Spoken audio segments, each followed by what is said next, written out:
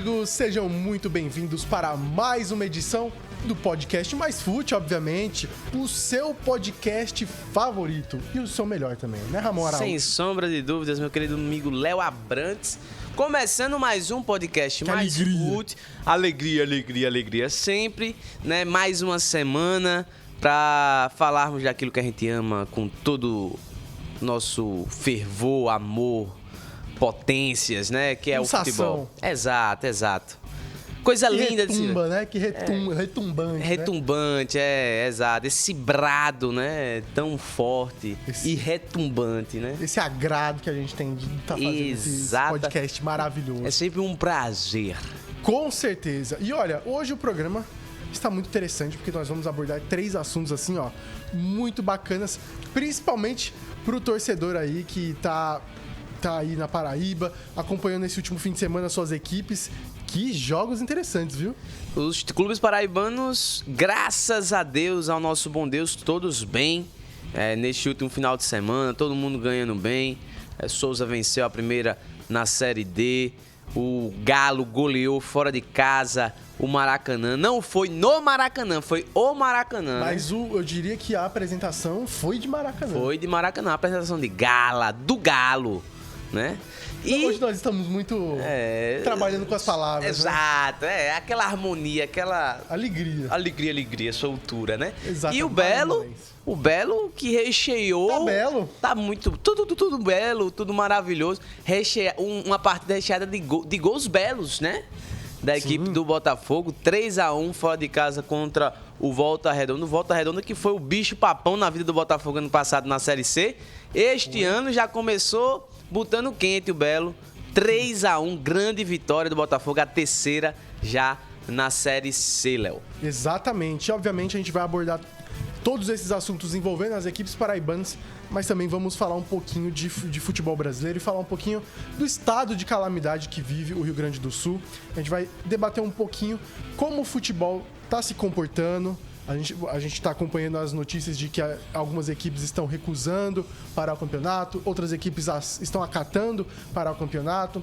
Está uma confusão generalizada e a gente precisa, obviamente, debater esses assuntos, até porque Grêmio, Juventude, Internacional, São José, Ipiranga, as equipes femininas, Avenida, outro time...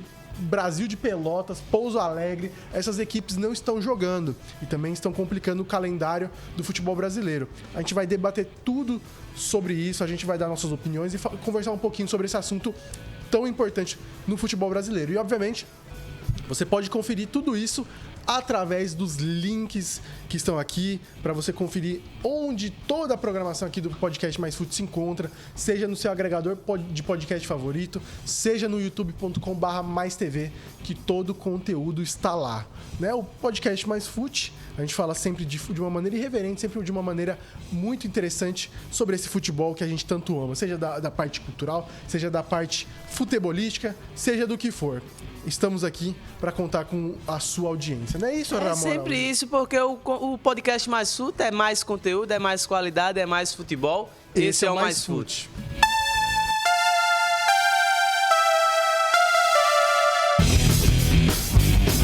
Vamos começar primeiro falando sobre o Souza. O Souza agora que... Pensei que tava tudo bem, Ramon Araújo. Tava tudo lindo, como diria... É porque você não pegou esse tempo, Léo, mas teve um vídeo aqui que viralizou na época, na Paraíba, vamos dizer de maneira geral, de um ensaio fotográfico de um casal. Como é? Um ensaio fotográfico de um casal que ia se casar. E aí era um making off, né? Aquele momento dos bastidores e tal. E aí era o vídeo gravando o casal naquele momento, né? Romântico, um olhando assim pro outro. E aí o cara fala com essas palavras: tá tudo tão lindo, tu, tua mãe, Tati. E aí isso viralizou na época, porque até hoje todo mundo quer saber quem é Tati nessa história, né? E aí, meu Tati amigo... Tati quebra barraco? Então, não sei. Eu sei que tava tudo tão lindo. Tudo tão lindo. E aí, de repente, o Chardong me apronta uma. Pois é.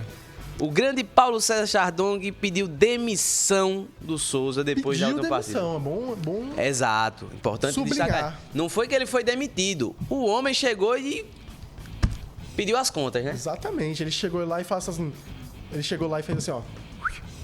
Sabe quando você manda lá pro garçom assim? Foi tipo isso. A conta. Obviamente pegou todo mundo desprevenido. Eu lembro que eu comuniquei a você falou o quê? Fiquei sem entender porra nenhuma. Exatamente. O cara vence o jogo, é o atual campeão paraibano e de repente me pede demissão. Os motivos, segundo Paulo César Chardong, vocês sabem, são motivos pessoais. Que ele não adentrou a fundo o que na verdade entendeu? Então a gente ao fundo aí vai... Eu diria que o tempo vai mostrar o que pode... Exato. O que pode ser, né? A gente não sabe também, a gente não tá fazendo juízo de valor. Acho que se ele tomou essa decisão tão importante num lugar que acolheu ele, um lugar que trouxe muitas glórias pra ele, acho que se ele resolveu sair dessa situação é por um bom motivo, né? Exato. A gente precisa também lembrar que o Chardong, ele tem uma origem sulina, né? Ele nasceu... Sulina? Sulina. Sulista? Sulista, né? Sulina é uma palavra muito engraçada. Então, sulista, né? No caso, né? Pensei que ele tivesse diabetes. Exato. Então, ele tem uma origem sulista. Então, possa ser que a situação que tem acontecido na região sul do país tem alguma relação com isso, já que ele tem familiares vivendo por lá. Não sabemos. Como também a gente sabe que quando um treinador faz um trabalho brilhante, como o Chardong que estava fazendo no Souza, aparecem propostas muito interessantes de treinar uma equipe, às vezes, que está numa Série C, às vezes até mesmo uma equipe que pode estar disputando a Série B. Então, tudo isso também pode ter sido um motivo. A gente só vai saber isso com o tempo, é claro. Pelo menos até então, o Chardong não foi anunciado por nenhum clube. Então, a princípio, talvez não tenha sido uma proposta, talvez realmente tenha sido questões pessoais. Mas a gente só vai saber isso com o tempo, realmente só o tempo dirá o que é que levou o nosso queridíssimo treinador do Souza, né? O ex-treinador do Souza, o Paulo César Chardong, a pedir demissão. Porém, o Souza já foi rápido. Foi muito ágil no mercado. Foi como um gato. Um gato. Antes da gente falar do treinador, é interessante a gente destacar que o Souza foi atrás de Raniel Ribeiro. Sim, importante isso. E quase deu certo, viu? Pelas informações. Tinha dado certo. Ele que cancelou. Ele que falou assim, deixa pra lá. Então... ficou apalavrado, segundo informações, de que ficou apalavrado com o Souza, com base salarial definida. Olha aí. E aí fica aí o questionamento, o que deve ter acontecido, né? Não sei se existe a gente não realmente tem essa informação, mas se eu pudesse dar um chute, tá? Eu diria que o Serra Branca deve ter... segurado. Exatamente, né? Até porque o Serra Branca, a gente sabe, né? Da condição que tem o Serra Branca monetária. Então, provavelmente... acredita no trabalho do Raniel e tentou também segurar, o próprio projeto, né? De a longo prazo. Uma equipe que ainda pode jogar Série D no ano que vem, dependendo dos resultados de Souza e 13 na Série D. É interessante a gente analisar por esse ponto, até porque a gente vai encontrar aí muitas possibilidades para o Serra Branca futuramente. Sim. E Raniel Ribeiro também é um treinador assim que... dispensa eu acho que ele não excluiria a história que ele tem com o Campinense se ele fosse pro Souza. Diferente se ele fosse pro 13. Talvez sim. Com 13 talvez tivesse um problema a mais, né? Já que existe essa rivalidade acentuada entre as duas equipes nos últimos anos. Mas falando sobre a nova peça que chegou na equipe do Souza, novo treinador da equipe, meu querido amigo Léo Abrantes. Opa! O novo treinador da equipe do Souza. Desculpa, eu estava viajando aqui. Estava mandando mensagem para Marcelo Gomes. Olha aí, grande Marcelo. O Marcelão é sempre ajudando aqui. O novo treinador do Souza já foi anunciado, né? Exato. Leandro Senna. Um treinador que, assim, ele simplesmente no seu currículo, ele já passou por várias equipes, mas o que você precisa ter em mente é de que ele foi campeão da Série D em 2022 com o América de Natal. Esse é o que sustenta essa contratação dele. Obviamente a gente não tem noção de como é essa equipe e tudo mais. Dá pra gente analisar, por exemplo, que o América de Natal jogou a Série C no ano passado, depois caiu. Então, a gente fica aí na dúvida que ele não comandou o América, né, por todo esse período, mas da equipe a gente pode ter uma noção. Quanto ao Leandro Senna, a gente tem que analisar o estilo de jogo dele. Eu pesquisei aqui, eu vi que ele é licenciado pela CBF na categoria A, a mesma categoria do Chardong. E isso é muito interessante pensar, porque o Leandro Senna, ele provavelmente ele deve seguir a mesma linha que a gente viu com o Renatinho Potiguar, com Paulo César Chardong e talvez agora com o Leandro Senna, de trazer um treinador que entenda do futebol, né? Acho interessante o Souza não cair nessa narrativa dos medalhões, do saudosismo, de trazer um treinador assim, um treinador da galera, sabe? Exato. Como, por exemplo, o Campinense fez com o Francisco Diá, como o Botafogo já fez na temporada passada, tanto com o Diá quanto com outras peças. Então, acho interessante essa inovação, acho interessante trazer esses novos nomes pra gente debater e conversar. Inclusive, ele teve uma passagem pelo 13, ele já comandou o 13 em 2014. Então, é um treinador que tem uma boa passagem, né, Ramon? Exatamente. Falando um pouco sobre a própria escolha, como você já falou, né, Léo? Tá tentando buscar um treinador assim, fora, né, do mercado paraibano, fora desses medalhões que a gente está habituado a ver aqui por enquanto, mostra também muito do entendimento, né, e do projeto de futebol que o Souza vem desenvolvendo ao longo dos anos. É uma equipe que sempre pensa para frente, que sempre olha para frente, e não à toa buscou um treinador que já foi campeão recentemente da competição. Então, pensando também justamente nisso, pensando nas projeções, pensando nas ambições que o próprio Souza tem. O Souza não vem para disputar o Campeonato Brasileiro da Série D apenas como um participante ou apenas para preencher o calendário do ano. Ano passado chegou até as quartas de final e com certeza os objetivos que tem a diretoria do Souza é novamente chegar às quartas de final em busca desta partida, né, desse acesso à Série C. Eu diria que esse é o momento, né, Ramon? Isso. É o momento do Souza chegar à Série D, à Série C, perdão. Porque vem muito embalado desse título paraibano, vem embalado dessa partida contra o Bragantino que já foi e que vai acontecer ainda a volta, de toda essa campanha da Copa do Brasil. Então o Souza vive esse momento. Sim. O Souza tá ali, ó, batendo na porta para chegar. Então, esse é o momento do Souza crescer. Então eu diria que é tudo ou nada, né? Até porque vai ter competição ano que vem, já tá garantido, mas como a gente já tinha comentado no ano passado, o teto do Souza tá crescendo a cada ano. Ou seja, o sarrafo vai aumentando, a cobrança vai aumentando. E a gente quer ver esses resultados também, como a gente viu esse ano. Exatamente. Falando um pouco sobre também os últimos trabalhos do próprio treinador do Souza, né? O Leandro. Nós tivemos ele aí, a última equipe, né, antes dele vir pro Souza, foi a equipe do Craque. Tivemos também ele passando pelo Asa de Arapiraca e o Sergipe, né, todas as equipes depois que ele saiu do América de Natal. A equipe que ele passou mais tempo aí foram 39 jogos que ele passou pela equipe do América de Natal. A equipe do Sergipe ele conseguiu ficar 12 partidas, e aí muito provavelmente por questões de calendário. A passagem do Craque é complicado falar isso, né?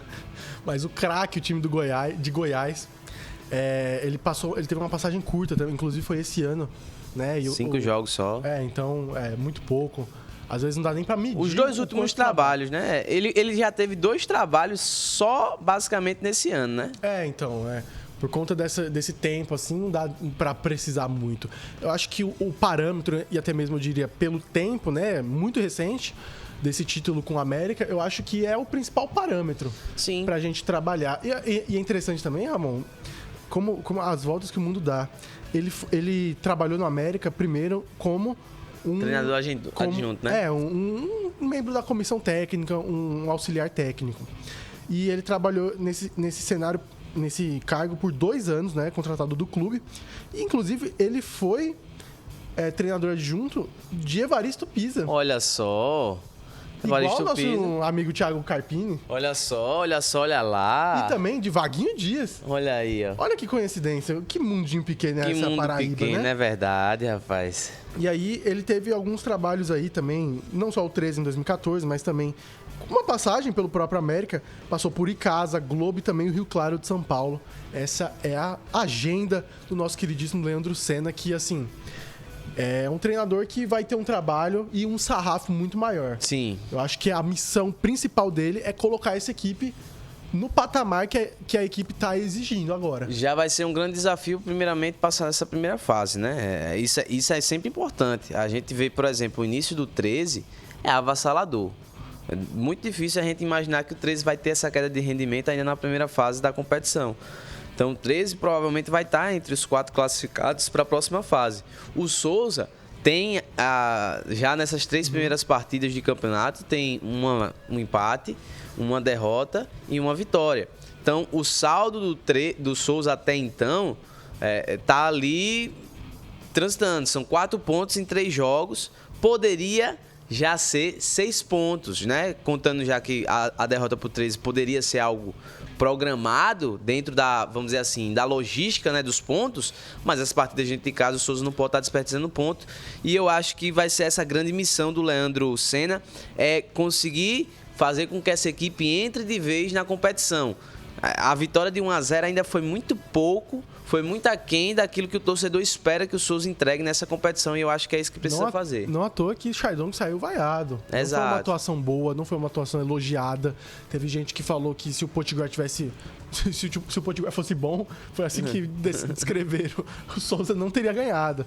E aí fica o questionamento. O Souza vai ter jogos duríssimos agora.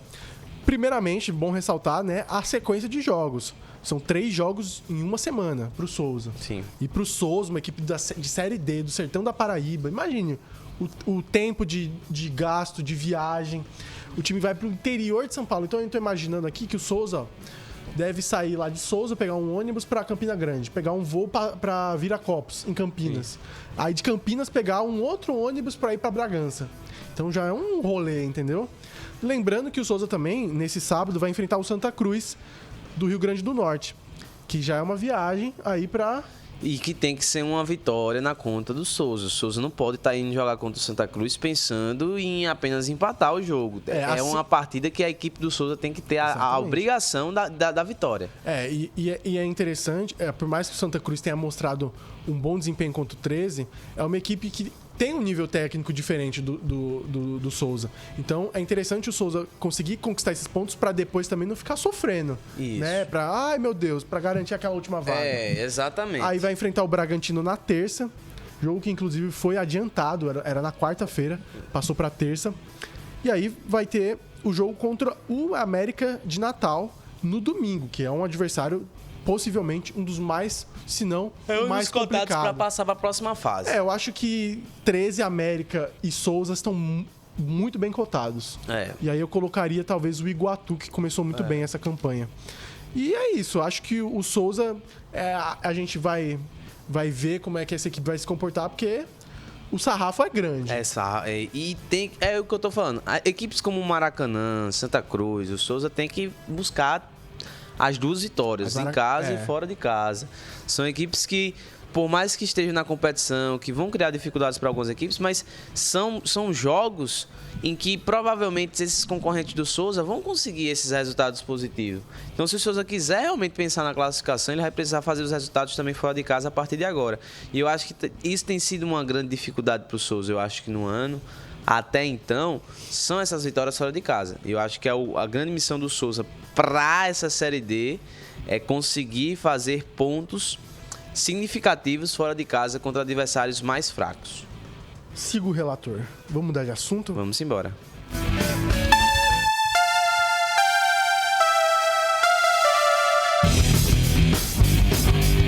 Vamos falar de Botafogo da Paraíba. Você quer falar primeiro do Belo ou do Galo? Vamos falar do Galo, né? A gente tá falando de Série D, bora. Souza, falar do Galo. O Galo que cantou, viu? O esporão do Galo tá em pé. Muito. E seguidos de um novo líder, diria. O Wallace Pernambucano. El Tanque. Agora, se você me permite, tá um tanque, viu? Tá um tanque. Tá um tanque. Tá um tanque assim do tipo... Precisa melhorar. Porra, bicho. Precisa melhorar. Ele pode cravar gols, mas a gente precisa dele por ali, no mínimo, 70 minutos. Precisa melhorar o condicionamento físico. Ele é um jogador de muita força, né? Mas a gente dá pra perceber que tá um pouco fora de forma. O Wallace Pernambucano chegou, já marcou gol na primeira partida. É um jogador de referência no ataque. Vai brigar com os zagueiros, ser finalizador. Mas a gente sabe que ele pode melhorar. O condicionamento físico pode melhorar do Wallace. Chegou realmente um pouco acima do peso. E acho que melhorando esse condicionamento físico, ele vai conseguir entregar ainda mais pro 13. Já chegou entregando muito, mas a equipe tá muito bem entrosada. Foi um 4-0 assim, fora o baile. Jogadores muito bem encaixados, parece que jogam no 13 há anos. O Thiago Alagoano, o Jefinho, todos jogadores que têm marcados basicamente em todas as partidas do 13 até agora na Série D. O Yamada muito bem no meio de campo. O Copete parece que nunca vestiu outra camisa na vida, a não ser a camisa do 13. Parece que tá lá há anos. A zaga do 13 melhorou bastante desde a primeira partida contra o Santa Cruz. Acho que não só questão de reforços, mas acho que também de adaptação, né? Adaptação, sim. Uma questão assim, até mesmo estratégica, de talvez avançar as linhas. Também outra estratégia é manter as linhas baixas, né? Então, dependendo dessas formulações, a defesa melhora, né? Inclusive, muitos criticaram, né, na estreia a defesa e trouxeram reforços para a defesa, mas a questão é realmente questão de tempo, né? Às vezes a adaptação, às vezes melhora e com o tempo vai melhorando. E a gente vê também o 13, é muito interessante a gente ver como a equipe está conseguindo se adaptar com as mudanças, né? De muitos jogadores saíram. E aí a gente vê, por exemplo, o Thiaguinho se mantendo no elenco e continuando jogando muito bem. E o Yamada voltando como se nunca tivesse saído, né? Engraçado que o Yamada, ele cumpre muito uma função que talvez, acho que, se eu não me engano, o Edmundo fazia bastante, né? Apesar do Edmundo ser aquele volante que pisava na área, o Yamada, ele ocupa e ele ajuda na saída de bola, nessa construção. Muitas a gente vê muito o Yamada recuado. Isso. E aí dá espaço também para o quê? Para o Thiaguinho aparecer, né? Agora a gente vê o Jefinho em grande fase também. Mais uma vez fazendo gol. E é um jogador assim que participa do lance. Ele tem assistência, ele tem gols. E é muito interessante a gente ver como esse ataque do 13 tá se reformulando, né? Sim. E muito bem encaixado, né? A gente já na partida contra o Souza, a gente poder observar isso de perto. Principalmente no segundo tempo. Mas nessa partida agora acho que foi definitivo, né? Mostra o crescimento do rendimento da equipe. É uma equipe que nessa Série D, minha Nossa Senhora, o que é que o 13 ainda pode alcançar? Assim, a projeção é grandíssima. E sem sombra de dúvida nenhuma, se a gente for olhar assim, os outros grupos, o 13 tem disparado, se não a melhor campanha, uma das melhores. Até então, são 3 jogos, muito pouco. Você pediu, eu vou trazer a classificação da Série D para ver o quanto o Souza está muito bem. Ó, já, o 13. Ao vivo aqui, viu? Na lata. Manauara tem 9 pontos, 3 de 3. Souza, um deles. Grupos B e D sem nada. E também já perderam. Não tem time 100%. O nosso queridíssimo grupo F também, não. Inter de Limeira ganhou os 3 no grupo G. Nosso grupo H, o líder tem 4 pontos. E é isso. Então, Inter de Limeira, nosso queridíssimo também Manauara, estão aí. E o 13 são as equipes aí invictas até o momento. 100%, exatamente, na verdade. 100%. E aí pronto, velho. E aí é o que a gente vê um crescimento desde a primeira partida até essa terceira partida. Não é que houve um regresso, uma oscilação. Talvez correções precisavam ser feitas e a gente vê que a cada jogo parece que a equipe melhora. Do primeiro jogo para o segundo jogo já houve essa melhora defensiva. Desse segundo jogo para o terceiro jogo a gente já vê que tipo, o primeiro tempo da equipe do 13 melhorou bastante também. Então eram pontos que precisavam ser ajustados de um jogo para o outro, que parece que a equipe vem nessa constante evolução. E é bom destacar também que o Maracanã não é pouca bosta. É uma equipe que foi muito bem no campeonato cearense e é uma equipe que já venceu nessa competição. Tem 4 pontos, tá logo atrás do Souza. Né? Assim como o América também tem 4. Então é uma equipe que talvez futuramente ela vá crescer, igual a gente viu no ano passado, o Potiguar. Que na reta final deu uma acelerada e conseguiu chegar na 4ª colocação, avançando para a próxima fase. Cresceu muito. E assim, o negócio interessante do 13, de se pensar do 13, é que é uma equipe que foi muito bem projetada até o momento, né? A gente tem que ver também se essa força que a gente vê agora vai conseguir se manter ao longo do tempo, né? Porque, às vezes, esse impacto da mudança, da chegada, traz um ânimo, traz uma diferença. Vamos ver com a sequência de jogos, vamos ver também num cenário mais complicado. Por exemplo, a equipe em derrota, às vezes a equipe empata um jogo aqui, empata ali, perde aqui. o elenco vai vibrar isso. Estamos falando aqui do começo de temporada. É importante ressaltar que é um começo de temporada, então é normal que o 13 perca aí partidas, tenha aí um desempenho abaixo, mas o importante é a gente analisar e ver os meandros, né? O que está acontecendo com essa equipe, né? Nos próximos jogos, o 13 vai enfrentar o Iguatu em casa, que é um adversário que é o vice-colocado. É um jogo em casa, então é interessante a gente ver se realmente... Eu acho que talvez seja, depois do Souza, é uma prova de fogo, né? Sim. Pra gente ver o quão essa equipe tá bem. Depois vai enfrentar o Atlético Cearense, que provavelmente deve ser a peia do grupo. Depois vai enfrentar o América em casa. Interessante, muitos jogos importantes em casa. Souza em casa, Iguatu em casa e América em casa. Pensando no segundo turno, talvez seja complicado, né? A gente pensar nisso aí, é por isso que é tão importante da classificação. Pensando em questões de pontos, o 13 vencendo todas essas partidas aí, basicamente ele consegue também garantir uma classificação para a próxima fase. Um primeiro turno bem feito, ó, já tá bem encaminhado. E aí é por isso que é importante, né? Ver como é que vai ser essa equipe enfrentando esses jogos mais difíceis diante do seu torcedor. Porque vai ser importante vencer essas partidas em casa, já que no segundo turno, né, na parte de volta do campeonato, vai enfrentar essas partidas mais complicadas longe de Campina Grande. Então, é sempre mais difícil, é sempre jogar no território do time adversário, é sempre mais hostil, né? E também, às vezes, acho que é até natural, né? As equipes da casa se sentem mais motivadas, né? A qualidade do futebol aumenta porque está jogando diante do seu torcedor. Então, a dificuldade do jogo será maior para o 13. É isso, vamos falar agora de Série C, falando um pouquinho de Botafogo da Paraíba, que, meu amigo, Edmundo tá em alta, né? Edward, né? Edward em alta, Botafogo da Paraíba em alta. Botafogo venceu mais uma vez, 3-1. Contra o bicho papão do ano passado. Exatamente. Então, é uma vitória, eu diria, uma vitória moral. Moral.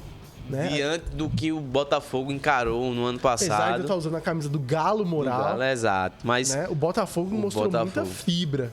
Mostrou e é muito interessante, Léo, ver também essa evolução acontecendo no Botafogo. O Botafogo fez uma partidaça fora de casa contra o Volta Redonda, mas sim, uma partidaça mesmo, né? Jogou muito e aí não tem como não falar desse jogo e não citar o Edmundo. O Edmundo, assim, é um volante diferente, né? A gente vê que é um volante diferente. O que nós podemos chamar de volante moderno. Você diria que ele é o Paulinho da nova geração? Então, poderia dizer que é o Paulinho da nova geração, pelo menos aqui do cenário da Série C. Eu dei uma olhada na coletiva, inclusive, ó, Podcast Mais Fute aqui traz, ó, os melhores relatos de coletivas também, então se você quiser acompanhar, Podcast Mais Fute no Instagram. Eu esqueci de botar no TikTok, lembrei agora. Olha. Fica aí a crítica, Leonardo Abrantes. Vai chegar no TikTok, galera. Vai chegar terminando aqui. Senão bota agora, só de raiva. Mas o Edmundo, ele comentou que ele usou a expressão do volante que pisa na área. Isso. E eu lembro completamente do Tite. Perfeito. Vai à minha mente o Tite assim, falando... Sei que o torcedor do Flamengo aqui, ó, tá meio um pouco bravo com o Tite. O torcedor do Flamengo também vai ficar bravo com qualquer outro treinador que não seja o Jorge Jesus. Exatamente. Aí você tocou na ferida, viu? Tocou na ferida do Mengão. São exigentes pra cacete, viu? E assim, é interessante a gente ver o Botafogo, que é diferente do ano passado. É diferente do ano passado, porque no ano passado mudou completamente. Sim. Depois daquele trágico momento no Campeonato Paraibano, o Botafogo se mudou completamente, 20 novos reforços. Agora não, reforços pontuais, reforços que ali estão chegando aos poucos. Manteve um esqueleto, né? O Pipico ali, né? O Wendel Lomar, o Thalisson, o Leno, o Dalton. O próprio Dalton, né? Então. E até mesmo na volância, né? Que teve o Thalisson. Nesse jogo a gente teve o Gama. O Bruno Leite também. Então, jogadores aí que mantêm essa equipe do Botafogo com a chegada de novos elementos, né? Seja o Joãozinho, seja o próprio Varley, que já estava, mas chegou na reta final. É interessante a gente ver como o Evaristo Pisa conseguiu ordenar bem esse elenco. Eu acho que o ponto principal do Botafogo agora é de que o Botafogo é uma equipe que está conseguindo organizar bem as suas peças. E é muito bom isso para quando chegar no que você gosta de falar, do pega pra capar. Sim, o pega pra capar. Pega pra capar. Falei certo agora. Agora falou. No pega pra capar, o elenco pode fazer a diferença. É, por exemplo, num jogo onde o Bruno Leite talvez não esteja rendendo, você trocar de peça, colocar um Varley, colocar um Gabriel Poffo, para modificar, alterar a dinâmica. Então a gente pode ter um Will Viana, que é um jogador que eu diria que ele é um jogador mais de ponta, mais criativo do que necessariamente finalizador, de marcar gols. Aí, se ele não estiver rendendo tanto na partida, você pode trocar ele por um Gabriel Lima, que é um pouco mais incisivo, um Joãozinho, sabe? Eu acho que tem essas dinâmicas interessantes no elenco do Botafogo que foram bem complementadas. Aí fica o elogio, obviamente, ao Fausto Momente, ao Afonso, que conseguiram projetar essa equipe junto com quer dizer, junto não, com o Evaristo. Então. Porque ele não teve o Evaristo não teve nenhum. O dedo do Evaristo não entrou aí, né? Exatamente. Faltou. Eu acho que é um ponto importante. Mas se tá dando certo, eu acho interessante dar o crédito, né, ao Fausto. Eu acho que, assim... Já é um elenco assim, que foi bem montado pro Paraibano. Então, foi muito bem montado. E eu acho que também a transição das peças que saíram e das que chegaram, eu acho que também contribuiu bastante. Eu acho que não ficou um negócio agressivo. Eu acho que o Evaristo cuidou disso, inclusive, né? No primeiro jogo, ele tinha colocado peças que já estavam, como o Varley, o Poffo. Exatamente. Eu acho que foi uma dinâmica muito bem construída. A transição foi muito bem feita e eu acho que por isso também a equipe não sentiu tanto. Você ter mantido esse esqueleto, jogadores que chegaram e se encaixaram muito bem nas posições. Por exemplo, o Edmundo jogando junto com o Thalisson ali. Você tendo dois volantes dinâmicos, que são dinâmicos, que conseguem sair jogando, que conseguem revezar nesse apoio. É diferente do Rodrigo, né? O Rodrigo, ele era mais fixo. Ele ficava ali mais na cobertura. O Thalisson e o Edmundo, eu diria que eles não são volantes que combatem. Isso. Que destroem. Eles são construtores, eles são jogadores que conseguem avançar na linha, fazer essa segunda linha. Sim. E avançar. Então são jogadores muito dinâmicos. Eu gosto muito do Thalisson, gostava muito do Pedro Ivo. Que tá machucado, né? Eu torço pra volta dele. São a utilização da base, né? Para que essa equipe consiga ficar dinâmica e consiga trabalhar um pouco mais nessa questão. Eu diria que o Botafogo tá muito bem, o Botafogo vem crescendo na competição, mas eu diria, Ramon Araújo, que o bicho pode pegar. Pode pegar por quê, Léo? Primeiro vai ter um hiato, né? Porque tava marcado para enfrentar o São José. E aí o jogo foi cancelado, obviamente. Aí vai ter um hiato aí de 2 semaninhas. Só vai jogar agora contra o Sampaio Corrêa, lá no Maranhão, né? O Sampaio Corrêa que não vive uma grande fase, né? Depois que caiu da Série B. Mas é uma equipe, querendo ou não, que tem muitos anos de experiência de Série B. É um duelo complicado. Mas depois tem... Mas não. E depois tem Atlético em casa. Porra, aí é um jogão. Aí é um jogo que a gente vai realmente... Ok, vamos testar essa equipe. Vamos ver como é que tá o time do Botafogo agora. Vamos ver como tá essa equipe. Porque o Atlético, cara, não tem... É até meio complicado de falar, porque o Atlético tá simplesmente surrando seus adversários, cara. Olha só, 4 jogos, 4 vitórias, 13 gols marcados. Porra! 1 gol sofrido. Ah, porra, rapaz. Você não sabia dessa informação, né? Porra, não sabia não. 1 gol sofrido, cara. Pai. Pra você ter uma noção de comparação, o São Bernardo, que tá na 4ª colocação, marcou 11 gols e sofreu 4. O Botafogo marcou 7 e sofreu 3. Então, assim, é um negócio pra gente se pensar. Porque o Atlético tá muito bem.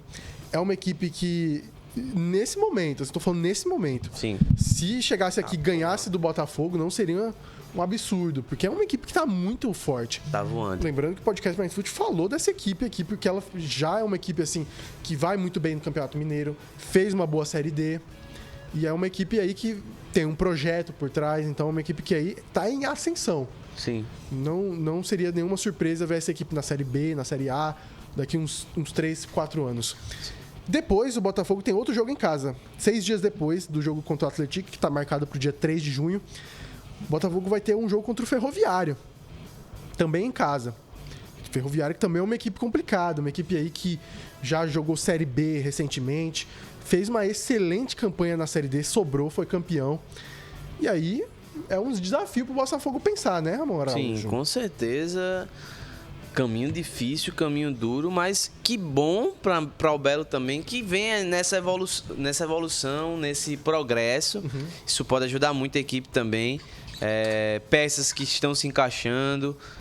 Eu acho que dentro desse aspecto todo, Léo, por mais que as partidas sejam complicadas, é importante também ter esses jogos difíceis para que a equipe também possa ser testada, como você já falou. Para que também possa ter grandes vitórias. Eu acho que falta muito no currículo do Botafogo nos últimos anos vitórias expressivas, sabe? Eu acho que isso para uma equipe que deseja vencer competições, que deseja subir para a Série B, é importante demais você conseguir ter resultados expressivos, vitórias expressivas, que dê inclusive não só confiança ao torcedor, não dê só confiança à equipe, mas coloque medo também nos adversários de enfrentar o Botafogo. Eu acho que isso é uma coisa que o Atlético, por exemplo, já conquistou nesses primeiros 4 jogos, sem sombra de dúvida. Quando você começa o campeonato de maneira tão imponente, e você tendo já esse histórico, por exemplo, num campeonato como o Campeonato Mineiro, que é um campeonato que você tem 2 equipes com potenciais gigantescos e outras equipes menores, mas que também tem expressão, como o América Mineiro, o próprio Tombense também. O próprio Tombense. E aí, pegando todos esses aspectos, eu acho que é importante o Botafogo também essas partidas. Uma vitória, por exemplo, diante do Atlético, com certeza bota o sarrafo do Botafogo lá em cima na competição. Então, é importante isso e que bom que o Botafogo está crescendo, que o Botafogo está evoluindo, porque quando chegar nesses momentos é importante que a equipe esteja bem preparada para essas grandes partidas. Eu concordo com o que você está falando, eu queria complementar com um ponto interessante, uma percepção minha de que o Botafogo está jogando como um gigante na Série C, sabe? Acho que esses 11 anos, por mais que sejam duros, passar 11 anos, cara, é um feito muito grande passar 11 anos na terceira divisão. E por quê? Porque a gente já viu diversos casos de equipes que ali, chegam na Série A, desce. Chega na Série B, desce. Chega na Série C, desce e nunca mais volta. Até mesmo, recentemente, o caso do 13. O 13 jogou Série C em 2019. Depois caiu de novo. Então, é um feito muito grande o Botafogo ser a equipe mais longínqua na competição. Mas também, obviamente, é a cobrança, né? Sim, é a cobrança. E eu acho que é uma sensação que o torcedor tem também, essa angústia de estar jogando Série C. E é completamente compreensível. E eu acho que a torcida tem que cobrar, assim como a gente cobra também, do planejamento, do projeto, da profissionalização, né? Como por exemplo, ano passado não tinha um gerente de futebol. Esse ano já tem. Então, é um tipo de cobrança que a gente quer fazer e quer continuar fazendo. Porque, justamente, é isso que vai fazer com que essa equipe chegue numa competição como a Série B e se mantenha. Porque mais importante do que chegar na Série B é você conseguir ficar na Série B. Sim. Né? É um negócio que eu tinha falado no ano passado, né? O que adianta o Botafogo subir para a Série B para depois investir muito dinheiro, perder esse dinheiro, se enfiar em dívida e cair, entendeu? Algo que a gente tá vendo, né? Infelizmente, com o Nacional de Patos. Sim. Que se endividou bastante para a Série D, né? E faltou esse projeto, né? Agora, com a saída do presidente Sueli, a gente vai ver como essa equipe, né, conseguiu entrar no Sub-20 do Paraibano. Exato. Então, o Nacional de Patos é um exemplo, né, de que a gente não quer que aconteça na Paraíba. A gente torce pro Botafogo continuar com esse projeto para que ele chegar na Série B, ele se tornar uma equipe forte. Uma equipe que a gente... Por exemplo, o Botafogo na Série C, a gente precisa nem saber como o Botafogo tá. A gente vai botar o Botafogo lá nas cabeças. Que é uma equipe ali que a gente sabe que ela é boa. Não era isso? Você tirou o meu da boca, Léo Abrantes. Eu tirei o quê? Você tirou o meu da boca. Nossa senhora. Fiquei até assustado agora. Tô até com medo, Ramon Araújo. Fique longe de mim, Ramon Araújo. Vamos mudar de assunto? Vamos embora.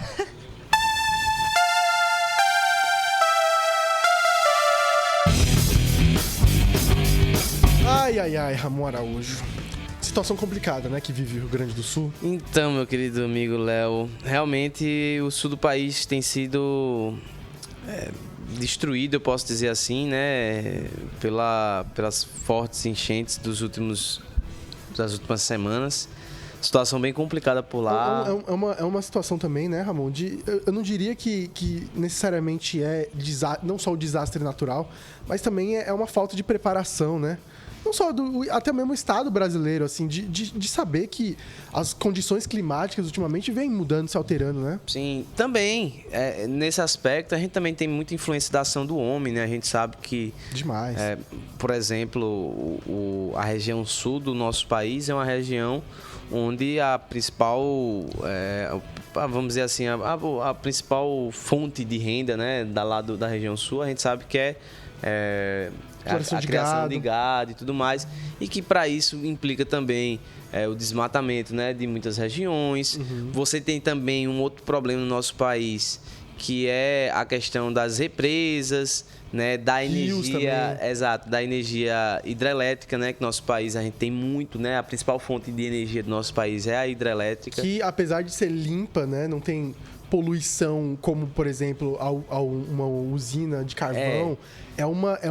Existe a poluição ambiental, né? Ambiental. Você prejudica o ecossistema local. Não, destrói o ecossistema. Cidades, inclusive, são avassaladas por conta disso, né? Às vezes as pessoas têm que se mudar de uma cidade ou vilarejos, né? Por conta disso. Mas assim... E que, quer queira, quer não, tudo isso tem uma certa influência nessa questão, além de outras questões, né? Tecnologias modernas para poder... a questão mesmo, até mesmo do plantio, né, de irrigação, né? Hoje em dia a gente já tem isso, por exemplo, de tecnologias que fazem com que as nuvens fiquem mais densas e chova mais. A gente tem esse tipo de tecnologia já disponível. Justamente para questões assim agrárias e tudo mais. E que isso, quer queira, quer não, quando vem uma chuva, você aumenta também o volume de o próprio estado, né? Não só no Rio Grande do Sul, mas como em diversos... Eu vi uma reportagem da Globo News que 15 capitais, incluindo aqui João Pessoa, da Paraíba, não possuem planos para crises climáticas. Por exemplo, a Amazônia tem. E eu pesquisei, tem desde 2008. Olha aí. Porque tem essa preocupação, né, com a floresta. Mas as outras capitais não têm, cara. Às vezes a gente já viu vários casos, assim, de desmatamento, de Mata Atlântica, de por exemplo, como a gente teve aqui no caso em João Pessoa, para quem está ouvindo de fora, a gente teve uma polêmica muito grande em questões relacionadas a prédios irregulares que estão acima, porque aqui em João Pessoa não, em todo o estado da costa paraibana, não pode construir acima de 12 metros, na faixa de 500 metros da praia. Né, na faixa de 500 metros entrando, né, para a cidade. Sim. Então, teve comprovações de que prédios infringiram essa lei.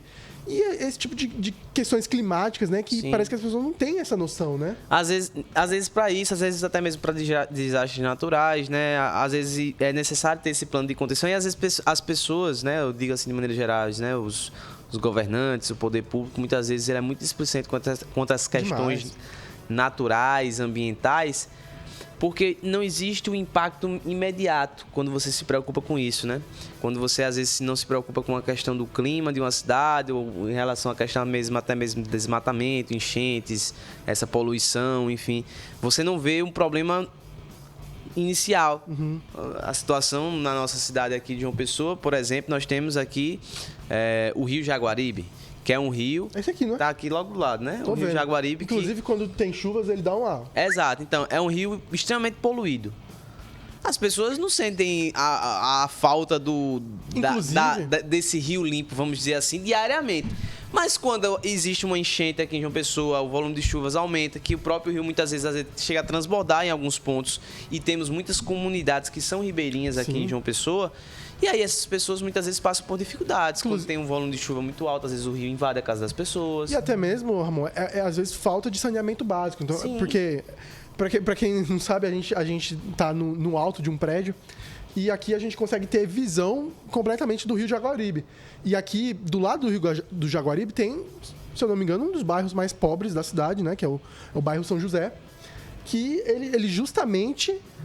tem o Rio Jaguaribe cortando. E muitas vezes ele é utilizado como esgoto, utilizado para depósito de lixo, porque muitas vezes não tem acesso lá, né? Exato. E aí a gente pode concluir que a gente falar de futebol, né? Mas situações como essas, né? Quando não se tem também esses cuidados, isso acaba influenciando quando chegam os momentos de desastre. A gente sabe que isso é um desastre natural que aconteceu no Rio Grande do Sul, mas que, quer queira, quer não, ele é acentuado principalmente por conta da ação humana. Demais. Né? Ele é acentuado não só de principalmente agora, com a situação décadas. humana. Exato. E a situação, pessoal, assim, com certeza você que está assistindo, você deve estar acompanhando tudo que está acontecendo no Rio Grande do Sul. É algo que a gente nunca viu. Assim, já houve uma grande enchente, se não me engano, há alguns anos atrás, assim, muitos anos, algumas décadas atrás, no Rio Grande do Sul, que chegou a elevar o nível do rio lá a 4 metros e tal. Houveram realmente muitas enchentes. Mas assim, essa agora, eu posso até estar equivocado, tá? Mas essa agora, até onde eu vi, o nível do rio chegou a aumentar, se não me engano, foi 6 ou foram 9 metros. Assim, foi algo absurdo. Sim, é porque ele já baixou, né, um pouco. Exato.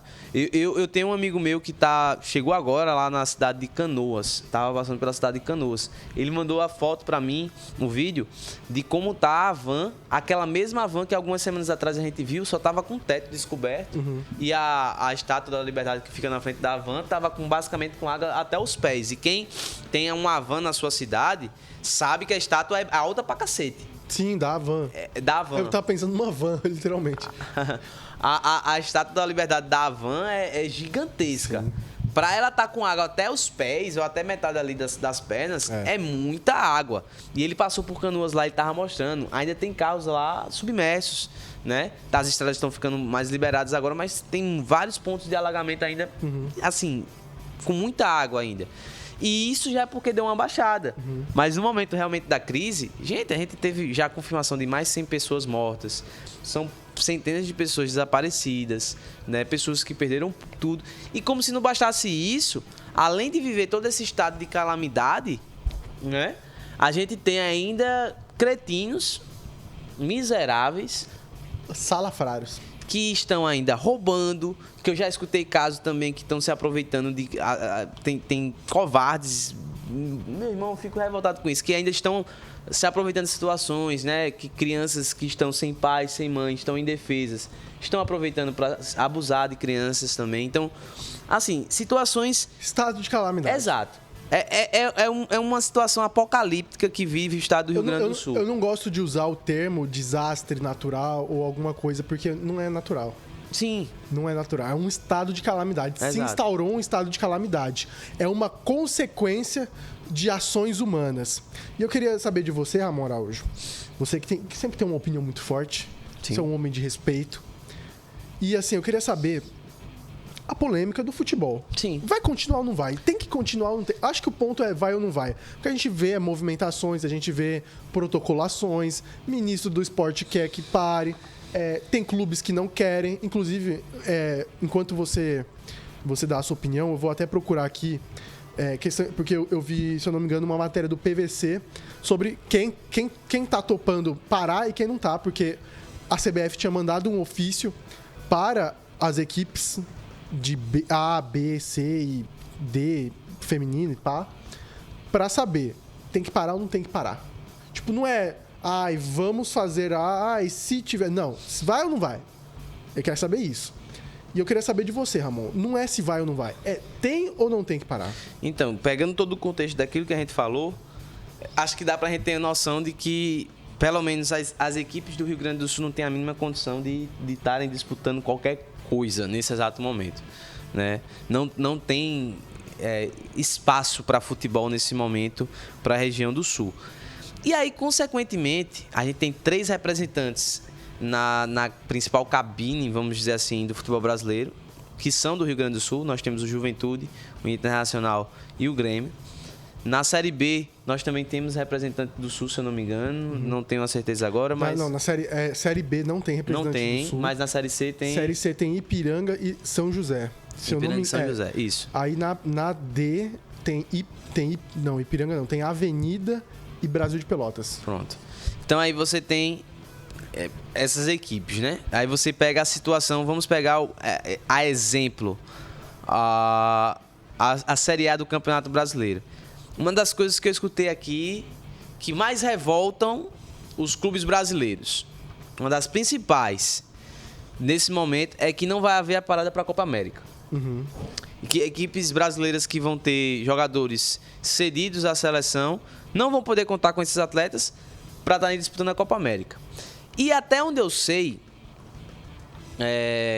o pedido que foi feito pelos clubes gaúchos foram que, pelos próximos 20 dias, essas equipes não disputassem nenhuma partida. Não, elas já não vão disputar. Elas tiveram, nos seus 20 dias, elas não vão disputar partidas.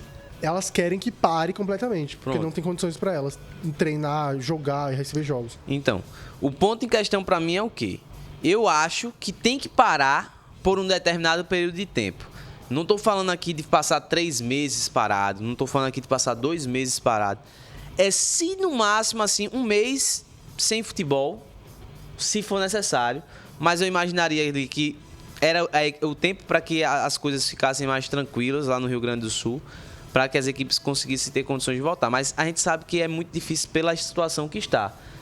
Então seria 30 dias, mais ou menos, ali, que o futebol realmente parasse. Todos parassem ali no futebol brasileiro da Série A, na Série C, na Série D. Poderia continuar a Série B, já que não tem nenhuma equipe do sul do país. Poderia se continuar a Série B por essa questão. Mas por que esses 30 dias, eu falo? Porque não tem condições da gente também interromper o futebol brasileiro de vez. Porque muita gente depende do futebol brasileiro para sobreviver. Tem muitas pessoas que vivem disso. E a gente sabe que essas pessoas também não podem ficar sem a renda delas, né? É de se pensar, claro, nessas equipes não participarem mais, né? As equipes sulinas não participarem mais do Campeonato Brasileiro ao restante do ano. Mas a gente sabe que isso também vai gerar consequências lá para frente. Porque passar um ano inteiro sem disputar competição, sem ter essa renda também dos jogos que são disputados nos estádios. Então, é de se pensar aquilo que vai ser brando. A gente sabe que não tem como ser totalmente justo, até porque se fosse totalmente justo, precisaria de inúmeras condições para isso, né? Mas a gente sabe que a gente pode tentar amenizar um pouco das consequências que vão vir para as equipes do sul do país e de forma também que não afete também tão gravemente as outras equipes que não estão no sul do país. Né? Eu acho que tem que se pensar essa medida. Estabelecer um prazo para que se tenha essa paralisação, eu acho. Que, por exemplo, se acontecesse na Copa América, a paralisação seria de 1 mês. E por que não 1 mês? Para dar tempo daí das equipes tentarem pelo menos se recuperar. Porque a gente sabe que, quer queira, quer não, os jogadores que disputam as principais divisões, as principais pelo menos, eles têm muita mais condição, né, de poder estar se reestruturando, de estar voltando depois desse tempo de paralisação. A preocupação maior, no meu ponto de vista, vai ser para os jogadores que são das equipes da Série C e da Série D, que a gente sabe que pode ter um sofrimento muito maior, né? Mas eu acho que uma opção é pensar essa paralisação 30 dias. Eu acho que poderia ser um tempo interessante para que todo mundo conseguisse se restabelecer e o futebol voltar a acontecer de maneira mais tranquila. Eu concordo com você. Eu acho que a parada, ela tem eu não diria que é uma parada pra gente, como o ministro do esporte, André Fufuca, colocou, de que a gente vai voltar as atenções para o Rio Grande do Sul. A gente já está com as atenções para o Rio Grande do Sul. Eu acho que a parada é um sinal de companheirismo. Sim. É um sinal de somos todos juntos, sabe? Apesar da rivalidade, apesar das diferenças, apesar dos jogos, dos confrontos, isso aqui são instituições, são clubes que fazemos parte do mesmo ecossistema. Portanto, deveríamos manter uma conduta conjunta, trabalhar em conjunto, sermos um conjunto. E o ponto é esse, cara. Se Grêmio, Internacional e Juventude não podem jogar, então não vamos jogar todos. É um pensamento coletivo que deveria ter e que existe em vários países. Se acontece um imprevisto na Premier League, para tudo. Não é fulano não vai jogar, depois ele volta. Não.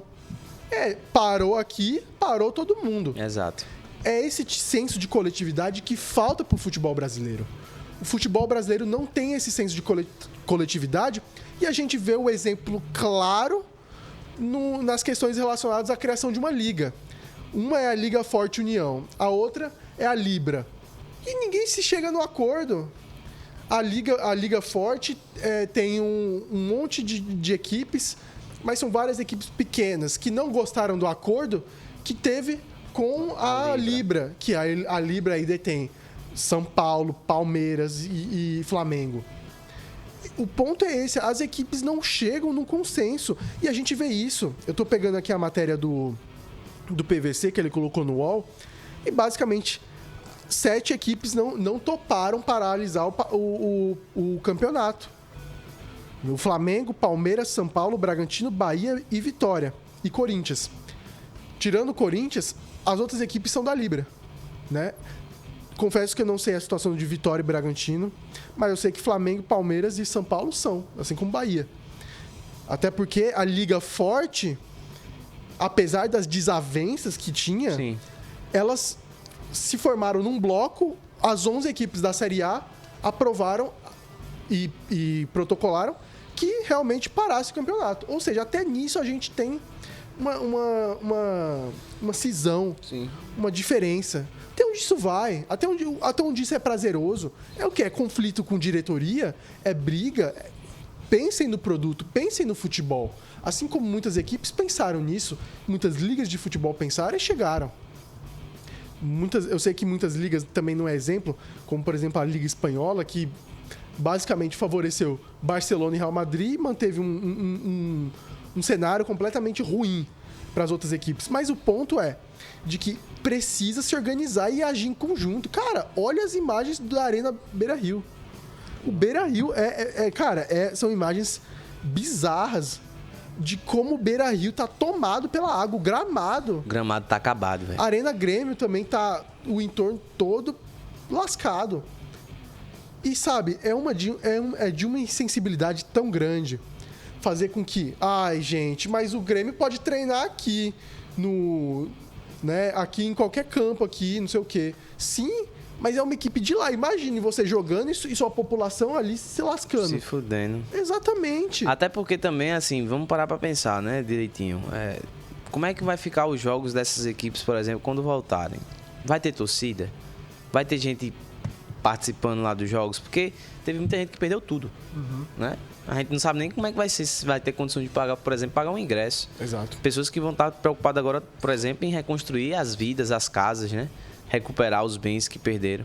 Então, assim, é tudo muito complicado e eu acho que é preciso ter assim, reflitam. Eu acho que precisa ter um pouco mais de sensibilidade no futebol brasileiro nesse momento, sabe? Tem coisas também tão importantes quanto o futebol. Exato. Vamos encerrar esse programa aqui maravilhoso? Vamos embora.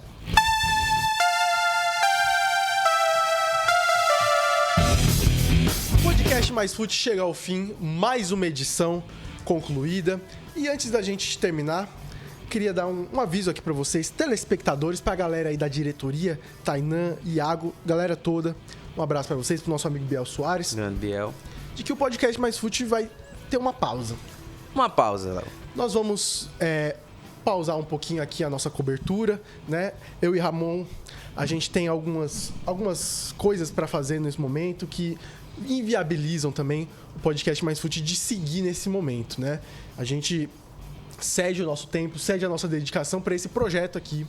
Então, muitas vezes, a gente também tem outros compromissos, a gente tem empregos também, Exato. que aí fica complicado de manter. Mas, não esqueçam do Podcast Mais Fute, viu? A gente vai estar continuando atuando lá nas nossas redes sociais, Instagram. Não com a mesma TikTok, frequência, né? Exato, mas a gente vai tentar ao máximo. Então, ó, não deixem de seguir conteúdos originais e a gente vai seguir por lá até segunda ordem, né, Ramon? Exatamente, meu Porque querido. para se encontrar aqui, para se organizar, né? Deixar tudo certinho. Mas a gente, quem sabe, né? A gente volte ainda, né? Ali, quem sabe, né? O mais rápido possível. O mais rápido possível. A gente espera ainda, né? Pegar essa reta final de Série C, de Série D, reta de Brasileirão também, pra gente conseguir voltar e falar dos nossos assuntos maravilhosos, não é isso, Ramon? Exatamente, até porque, né, acho que valeu muito a pena essa, vamos dizer assim, segunda temporada do Podcast Mais Segunda Fute, temporada. porque fizemos uma cobertura histórica, jamais vista nas redes sociais do Campeonato Paraibano 2024. E apesar de que muitas pessoas tentam fazer igual, mas Só não é o Mais podcast- Fute, né? Não é. A mensagem de hoje é, Ramon Araújo, Deixe-me ver. Rio. Rio, perfeito. Rio, R-I-O, né? Em homenagem ao Rio Grande do Sul. Então, com isso, encerramos mais uma edição. Esperamos vê-los em breve, né, Ramon? Exatamente, meus Um abraço queridos. aí pra você, pra Marcelo Gomes também, pra todo mundo. Um abraço. Valeu. Valeu.